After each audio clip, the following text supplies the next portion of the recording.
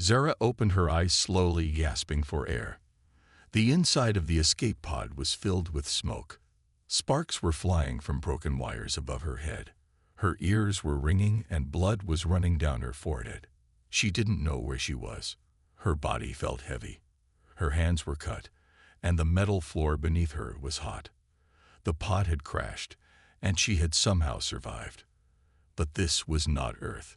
The sky outside was dark purple with two bright suns shining down. The trees were tall, twisted, and glowing faintly blue. Everything looked wrong.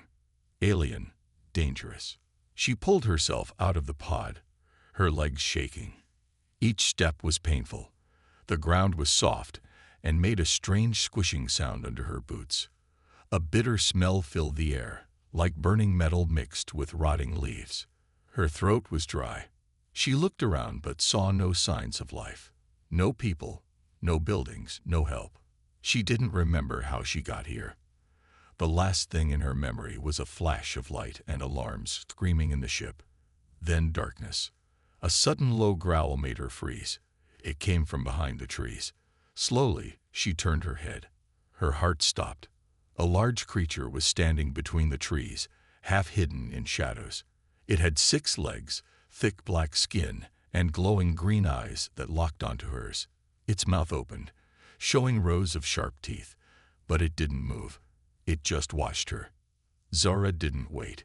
She turned and ran into the jungle, ignoring the pain in her legs. Branches slapped her face, and thorns tore at her clothes. The ground was uneven, and twice she nearly fell. The jungle was full of strange noises, screeches, whispers, and distant roars. Everything around her looked alive. Even the plants seemed to move slightly when she wasn't looking. After running until her legs gave out, she collapsed near a large tree. She looked back. The creature was gone. Maybe it wasn't chasing her. Maybe it was just watching, testing her. She crawled into a hollow space under the roots of the tree. It was small and dark, but it felt safe. Her body was trembling. She couldn't stop shaking. What was this place? Who brought her here? Why? She looked at her hands. The cuts were deep, and her skin was burned. But something else caught her eye. On her left arm, there was a line of strange text, burned into her skin like a brand. The letters were glowing faintly red. She stared at them, confused. Then suddenly, the words changed. Now, they were in English. They read, Trial 1. Survive. Her heart beat faster. What did that mean? Who burned this into her? This was not an accident. Someone had brought her here. Someone was watching her.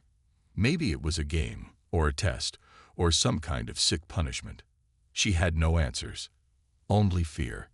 The sun began to set, and the jungle turned darker. Strange lights floated in the distance, and the sounds grew louder.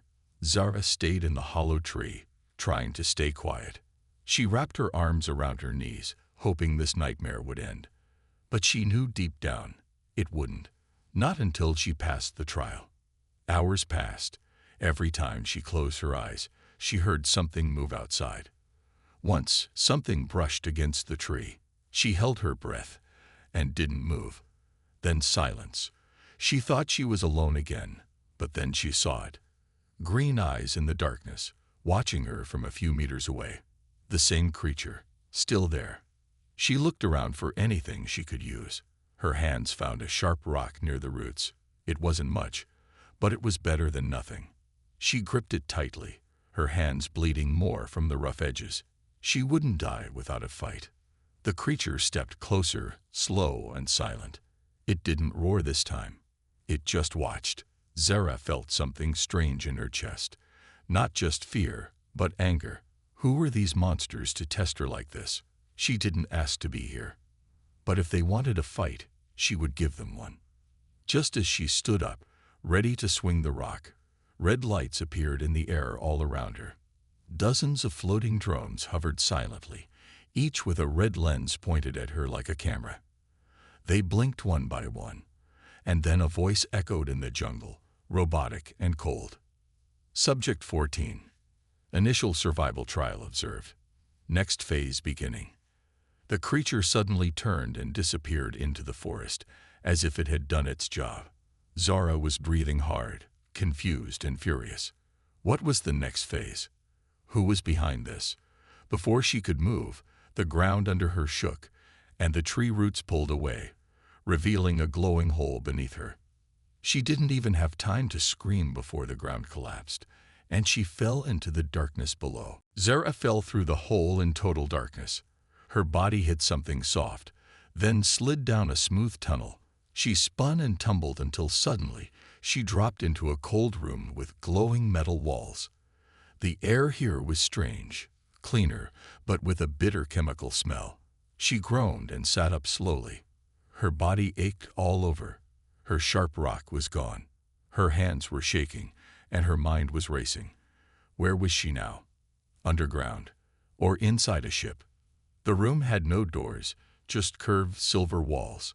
Symbols floated in the air, glowing and shifting. Before she could touch them, one of the walls opened with a hiss. A floating machine entered the room. It was small, round, and silent. It scanned her from head to toe with a blue light. She backed away, but it didn't attack. A strange feeling entered her head, like a pressure building behind her eyes. Then she heard a voice. Not spoken out loud. It was inside her mind. You are Subject 14. You are in Trial Phase 2. Observe. Learn. Survive. The machine floated closer. It showed her a flash of images. Other humans, all scared, fighting, bleeding. Some screaming, some dying. All of them inside different rooms, facing different monsters. She understood in that moment.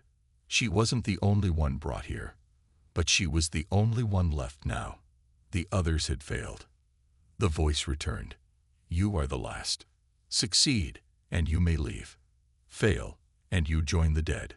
The room changed. The walls opened slowly, revealing a massive training ground. Part jungle, part metal, filled with traps, shifting platforms, and something else. Zara saw a huge alien creature locked in a cage. It had wings, long claws, and eyes that looked almost human.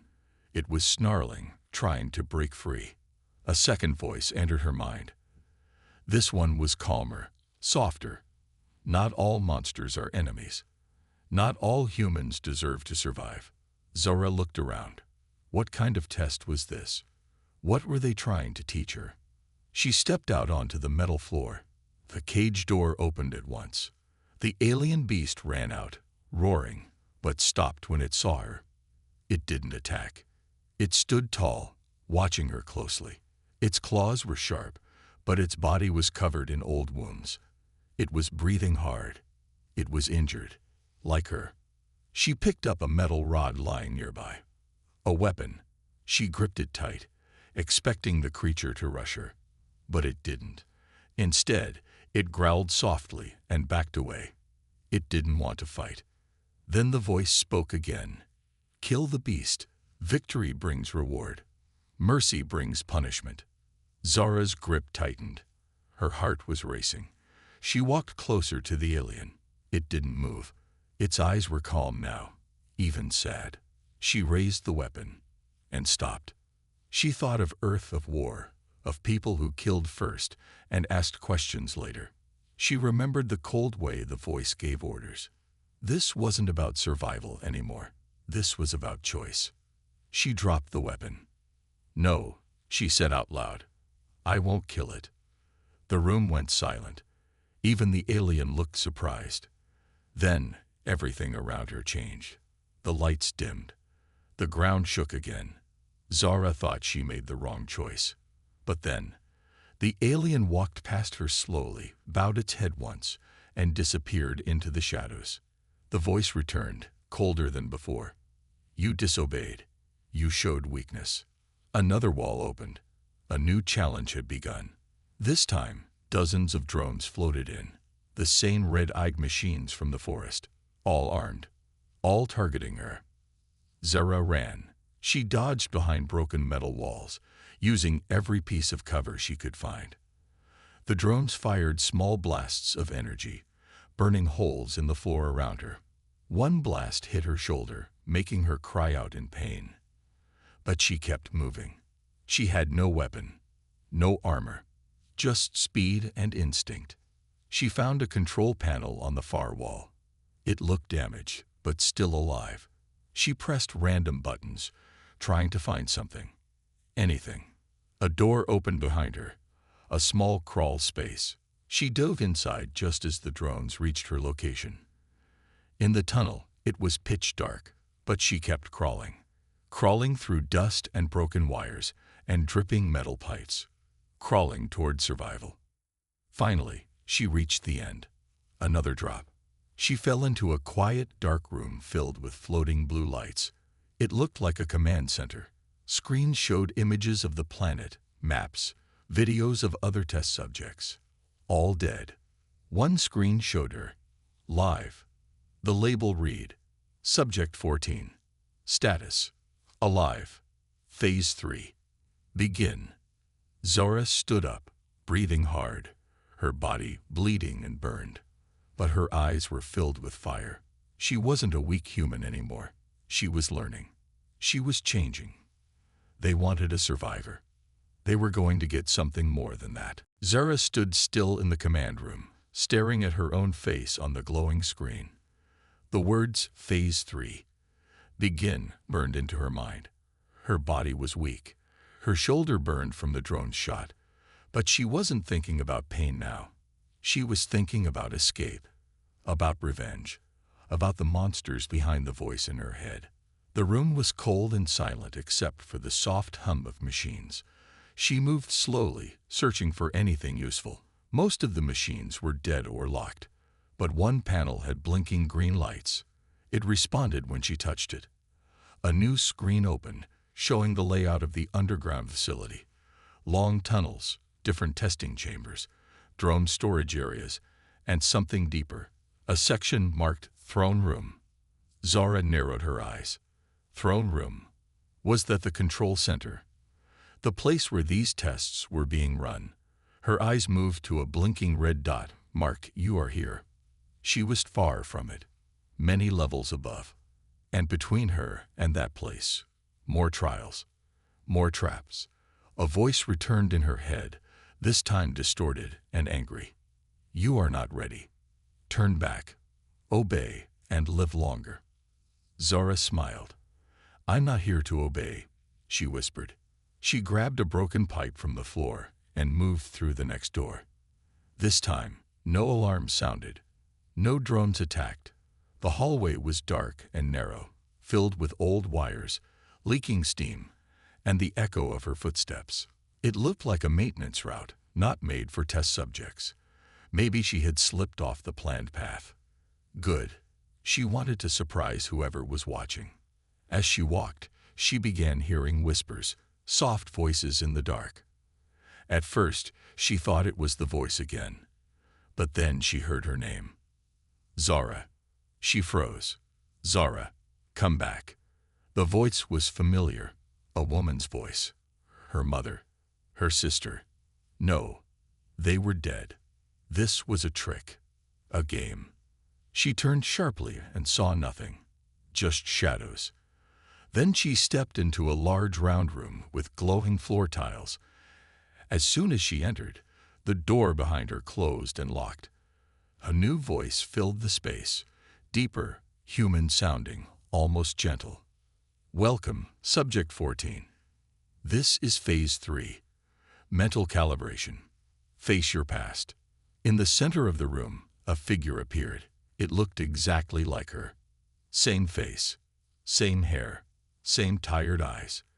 But this Zara was clean, strong, dressed in a perfect uniform. She smiled coldly. You don't belong here, the copy said. You were always weak, always afraid. You should have died like the others. Zara stepped back, confused and angry. What is this? The fake Zara moved closer. On what you could have been. If you had followed orders. If you had stayed in line. Zara raised her pipe. I didn't come this far to listen to a shadow. The clone smiled and rushed forward. They fought. Pipe against pipe, fist against fist. Every blow reminded Zora of her pain, her fear, her doubts. But with each hit she landed, the fake grew weaker, like it was feeding off her insecurity. Zora didn't just fight with her body. She fought with her mind. She shouted back every lie the clone spoke. She reminded herself of every choice she had made. Not to kill, not to obey, not to give up. Finally, she pinned the fake Zora down and pressed the pipe to her throat. The clone looked up at her with sad eyes. "You'll never win," it whispered. "Even if you reach the end, you'll still be alone." Zora leaned closer, better alone than a puppet. The clone vanished into dust. The doors opened. She limped forward, breathing hard. Her body was near its limit, but her will was sharper than ever. The hallway ahead was bright and clean, with smooth walls and soft lights. It didn't look like a prison anymore. It looked like a palace. She passed through a wide hall where alien statues stood tall. They were wearing armor and crowns, holding weapons shaped like claws and blades. Their faces were strange. Not angry, not kind, just proud. She stopped in front of one statue. It looked different. Its face was smooth, almost human-like, and in its hand, a sphere glowing bright red. The voice returned, quieter now. "Only the worthy may reach the crown. Only the unbroken may rule." Zora reached for the sphere. It didn't burn her. It felt warm, alive. The walls began to shift, and a new path opened. A golden elevator, waiting just for her. She stepped inside, holding the glowing sphere tightly. As the elevator descended, her reflection appeared on the walls. Bloodied, burned, but standing tall. She didn't know what the next phase would be. She didn't know who or what waited in the throne room. But one thing was clear. She wasn't just surviving anymore. She was taking control. The golden elevator moved down slowly, deeper into the planet. Zara stood in silence, holding the glowing red sphere close to her chest. Its warmth spread through her body, calming her pain for a while. The walls around her flickered with strange symbols, like the system was scanning her again. She didn't care. Her eyes stayed sharp, her jaw locked. She had come too far to stop now. Suddenly, the elevator stopped with a soft hiss. The doors opened into a massive chamber that looked nothing like the cold testing rooms above. The floor was made of dark crystal. The air was filled with soft humming sounds, like thousands of machines breathing at once. At the far end of the chamber stood a huge throne made of bone and metal. And on that throne sat something waiting for her. It wasn't a human. It wasn't a monster. It was something in between. The figure stood up slowly as she stepped into the chamber.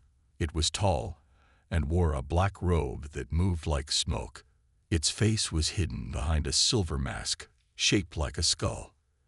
The mask had no eyes, just smooth metal and deep silence. Subject 14. The voice echoed around her. "You have survived where others failed." Zara didn't speak. Her hand tightened around the sphere. "You refused to kill.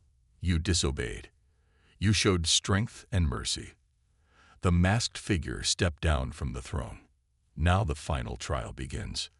Zara raised her chin. "I'm done with your games." The figure's head tilted. "This is not a game. It is a choice."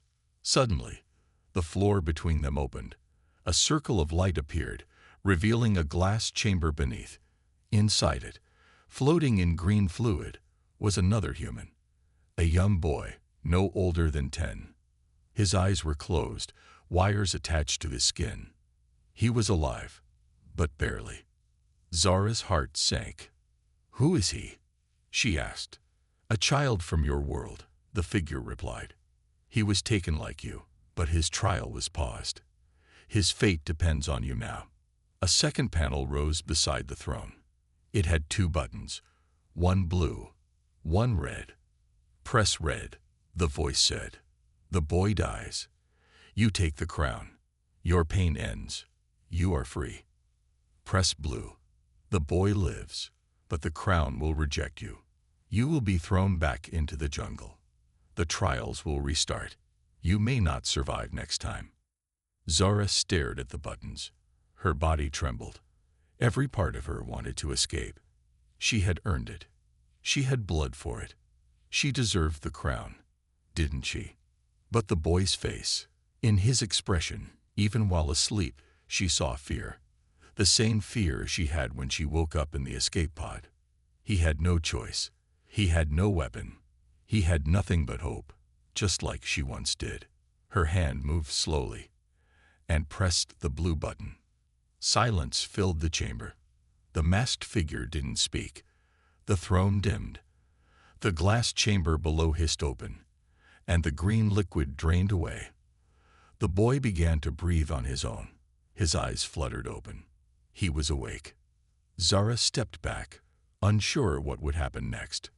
But something strange occurred. The red sphere in her hand began to glow brighter, then floated into the air. It split into two. One half moved toward the boy. The other floated back to her. The masked figure finally moved again. You passed the trial. Zara looked confused. But you said. I said what you needed to hear, the figure said. The true crown is not taken by killing. It is earned by protecting, by saving others even when it costs everything. The figure removed its mask. Zara gasped. It was a woman, human. Her face was older, scared, but kind. Her eyes were tired, but full of wisdom. I was the first to pass this trial. Many years ago, I chose to stay and build this place, to test the ones who might lead our people into a new future. A future of strength, yes, but also honor. Zara stepped forward. Then why the games? The pain. Because the galaxy does not give mercy, the woman replied. We must learn it the hard way. The boy was standing now, weak but alive. He looked at Zara like she was a hero. Maybe she was. The woman turned to her. The throne is yours. Lead or leave, but choose. Zara looked at the boy, then at the throne. She didn't want to rule for power. She didn't care about control. But maybe she could make sure no more children were stolen, no more humans thrown into hell for someone else's test. She nodded once. I'll stay, but I'm changing everything. The chamber lights shifted. The throne rose high. Machines moved. The old systems began to shut down. A new system started, built from her choice. Zara sat on the throne, not as a queen of monsters, but as the one who beat them all, not by killing, but by choosing a different path. The child knelt beside her. And far above, across the stars, a new signal was sent out. The last human trial had ended, and a new legend had begun. Zara sat quietly on the throne, the metal cold under her tired body. The boy rested beside her, wrapped in a silver blanket. The chamber was still, as if the whole planet was holding its breath. She had passed all the trials. She had survived the jungle, the drones, the mind games. She had chosen mercy over power. And now she ruled this place, whatever it truly was. But peace didn't come. Her eyes kept moving across the glowing walls, reading the ancient alien scripts she couldn't fully understand. Something felt wrong. The system was changing, yes, but it wasn't shutting down. It was transforming, as if it had been waiting for her to sit on the throne, waiting to begin the real process. The red sphere floated again, now pulsing faster, like a heart. A strange voice, not the same one from before, echoed through the room. This one was deeper, mechanical, cold. Crown accepted. New monarch selected. Final phase initiating. Zara stood up. What final phase? The chamber shook. Dust fell from the ceiling. Lights turned red. She turned to the older woman who had taken off her mask, the one who claimed to be the first human to pass the trial. But she was gone. Disappeared, as if she had never been there. Hey, Zara shouted. What's happening? The floor opened beneath the throne. A wide staircase appeared, leading down into darkness. At the same time, a large screen lit up, showing dozens of planets, Earth among them. Numbers and countdowns blinked beside each world. A sharp voice filled the chamber again. Final phase. Initiate invasion protocol. Zara's blood turned cold. Invasion. She tapped the controls beside the throne. Alien words filled the screen, but one translation appeared in English. Final selection successful. Begin planetary cleansing. Prepare Hive Army. No, she whispered. This was never a test to find a leader. She stepped back from the throne. It was a trap, a setup. The child behind her looked up. What does that mean? It means I wasn't the only one being tested, Zara said. Earth was. Sirens began to wail. Doors opened all around the chamber, revealing tall glass pods filled with sleeping alien warriors, hundreds of them, with metal armor, blades built into their arms, and blank glowing eyes. They were being powered up, awakened. Zara grabbed the boy's hand. We're stopping this. Now. They ran toward the staircase under the throne. It was the only way forward. If the system had been waiting for her to sit on the throne to activate the army, then maybe there was a way to shut it down from the core. The deeper they went, the hotter it got. The walls were alive with energy, red veins pulsing across black stone. The sound of awakening machines echoed above and below. At last, they reached the bottom. A wide circular room, filled with a massive living machine. Its heart glowed with the same red light as the sphere. Only this light was pulsing wildly now, like it was ready to explode. Alien cables ran from the heart into the walls, into the soldiers above, into systems Zara could barely imagine. She looked for a control panel. Anything. Come on, come on. Then she saw it. A floating console with two hand-shaped imprints glowing in midair, one larger, one smaller. Zara looked at the boy. You trust me? She asked. He nodded without fear. They stepped up. She placed her hand on the large imprint. He placed his on the small one. A flash of light shot through the room. The machine screamed. Unauthorized interference detected. Manual override attempted. Prepare to eliminate host. Zara's feet slid as the ground shook again. Blades rose from the floor. A defense system had activated, but instead of running, she pushed harder into the console. Listen to me, she shouted. This is wrong. You said you wanted a ruler. Someone better. Someone strong. Then listen. The red light in the machine began to flicker. A deep groaning sound filled the air. Zara's voice broke. I didn't come here to lead a war. I came here to survive. And now I choose to protect. You don't need an army of monsters. You need something better. For a moment, the lights went out. Silence. Then the machine replied in a calm, distant voice.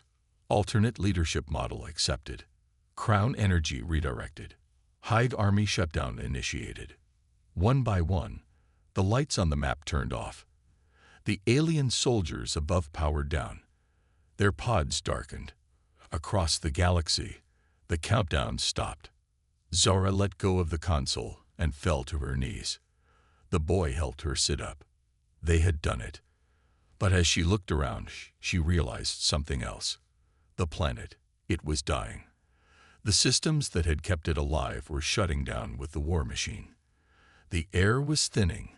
The energy was fading. A new door opened. A launch bay. Inside it, a small but working ship, 2 seats, just enough for them. Zara didn't wait. She lifted the boy and ran. They launched into the sky just as the ground below cracked open. Fire burst from the surface. The crown world, the alien testing place, was crumbling into dust. From space, she watched it burn. It had tried to make her a killer, but she had rewritten the code. She had saved a child. And she had saved Earth, without firing a shot. The ship broke through the atmosphere, leaving the crumbling planet behind. Zara's hands gripped the controls, her breath shallow but steady. The boy beside her was quiet, his wide eyes glued to the viewport, watching the distant chaos of the planet's destruction.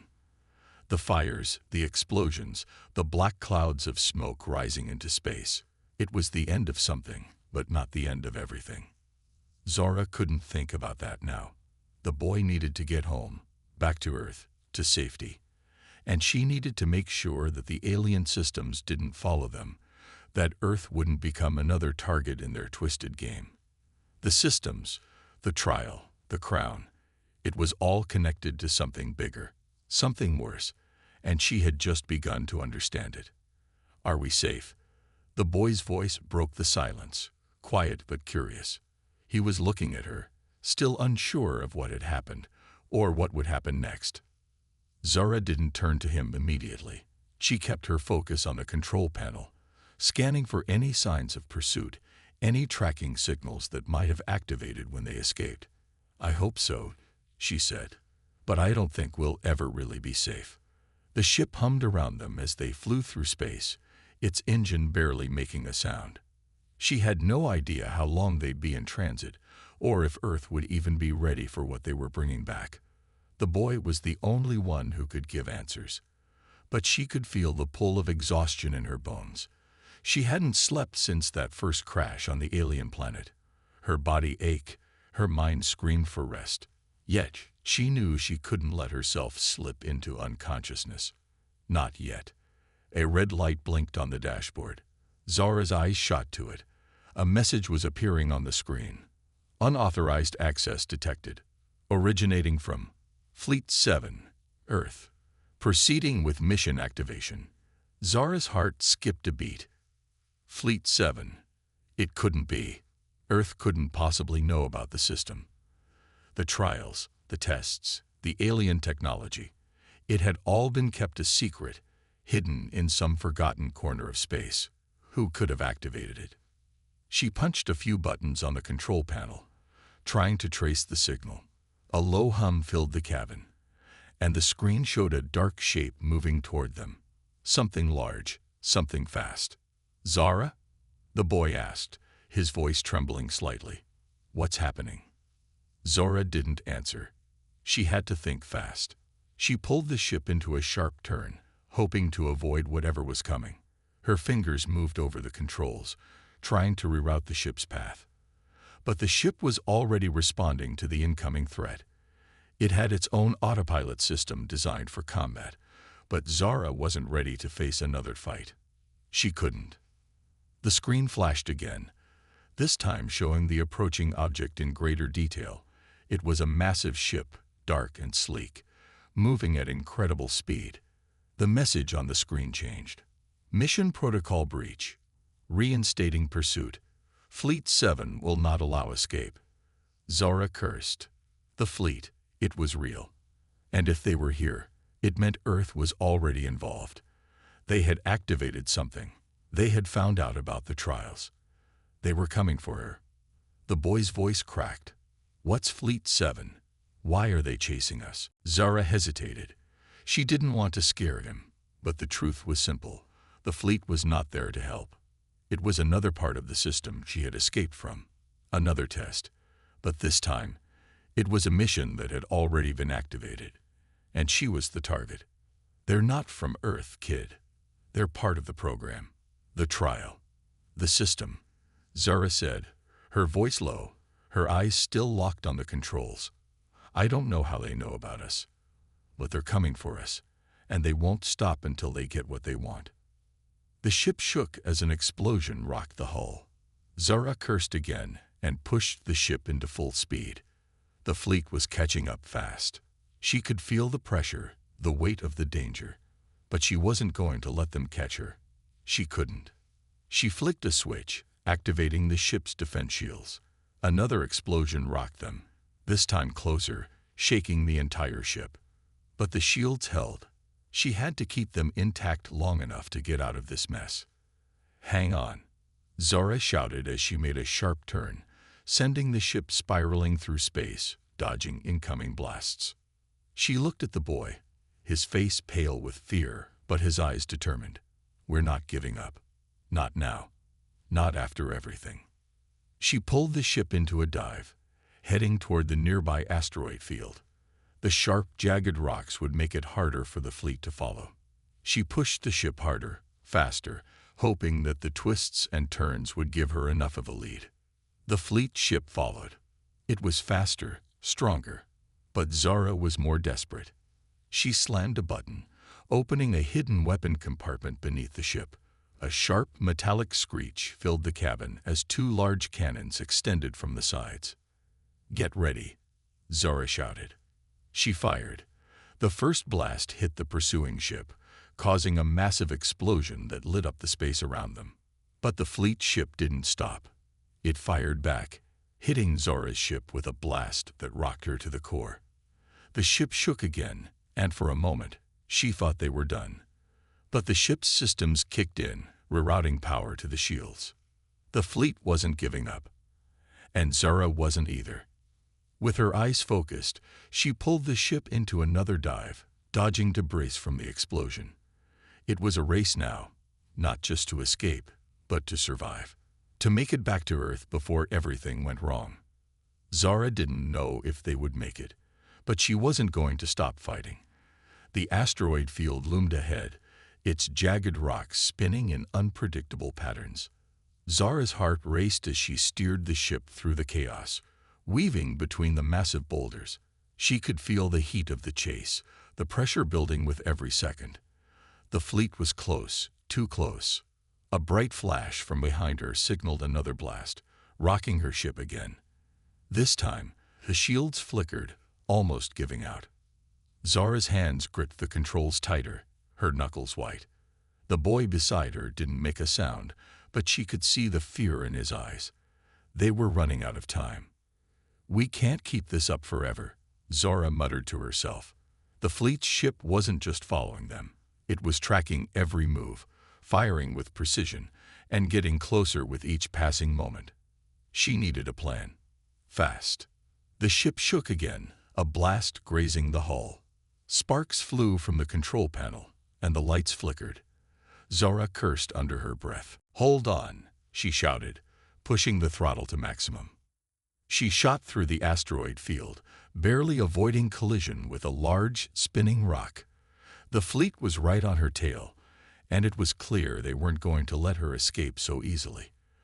But there was something else now, an overwhelming presence.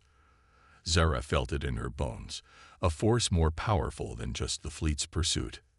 She pulled up sharply, sending the ship into a barrel roll. The fleet ship followed, but this time, it was different. The asteroids were closing in, and the gap between them was getting smaller. It was a narrow path, a deadly one, but it was their only chance. The fleet ship fired again, and this time, it hit. The blast sent Zara's ship spiraling, the controls slipping from her hands for a moment. Panic surged through her as the ship spun out of control, plummeting toward a large asteroid. Not like this. Zara gritted her teeth, pulling the ship up with every ounce of strength she had left. The ship groaned under the pressure, but it responded. The nose tilted up just enough to avoid crashing into the massive rock. But then, another problem hit. The red light on the console flashed again, the same warning from before. Unauthorized access detected. Mission activation proceeding. A voice, cold and metallic, boomed over the ship's intercom. Mission breach detected. Fleet 7 protocol initiated. Prepare for planetary cleansing. Zara's stomach dropped. She had hoped the fleet would give up. She had hoped they'd lose her in the asteroid field. But no, they were more relentless than she had ever imagined. "No," she yelled. "We don't have time for this." The ship lurched again as a new blast struck. Zara barely regained control, her hands moving instinctively over the console, trying to stop the countdown that was flashing on the screen. Earth. It was all connected. The fleet wasn't here just for her. They were here to finish what they started. The cleansing. The invasion. It was happening now. Zara's eyes darted to the boy beside her. His face was pale, his eyes wide with terror. "We have to stop it," he said, his voice small but firm. "We can stop it, right?" Zara didn't respond right away. She was thinking. The boy was right. If they could get to the core of the fleet system, if they could find a way to shut down the mission from the inside, maybe, just maybe, they could save Earth from whatever nightmare was coming. Her mind raced. The fleet ship was still behind them, closing the distance. The ship's energy was nearly drained. She couldn't keep this up much longer. But the asteroid field, if she could use it to her advantage, if she could lead the fleet into a trap. Suddenly, an idea struck her like a bolt of lightning. "Hold on," Zora shouted. Without waiting for a response, she turned the ship sharply, diving into a narrow gap between two massive asteroids. The fleet ship followed, too closely, too recklessly. The space between the rocks was tight, barely enough for a single ship to fit through. Zora's heart raced as she pushed the ship harder, flying into the dark void of the asteroid field. The fleet ship's guns fired again, but the shots missed. Zora's ship swerved left, then right, the sharp turns forcing the pursuers to adjust their trajectory. The fleet ship wasn't as nimble. It scraped against the side of one asteroid, the screech of metal against rock echoing through the space. This was it. Zora had to make it count. She fired the ship's cannons, aiming directly at the fleet ship's engines. A direct hit. The explosion lit up the field. The fleet ship veered, smoke billowing from its damaged hull. Zora pushed the ship forward, diving deeper into the field, trying to outrun the remnants of the explosion. She didn't stop to look back. She didn't have time. Every second counted. The console beeped again. The countdown. The invasion. It was getting closer.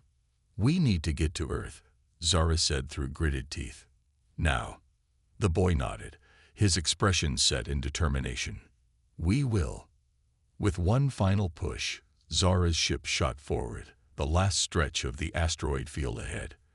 The fleet ship was still behind them, but its movements were erratic now. The damage from the explosion had slowed it down. Zora knew they had only moments left. She set a course for Earth, the planet's blue and green surface glowing in the distance. They were almost there. But as the fleet ship slowly disappeared from view, Zora couldn't shake the feeling that this wasn't over. The system had only just begun, and Earth was about to face a battle it wasn't prepared for. The countdown on the console blinked faster. Time was running out. Zora took a deep breath. She had survived the trials. But the real fight, the real war, was just beginning.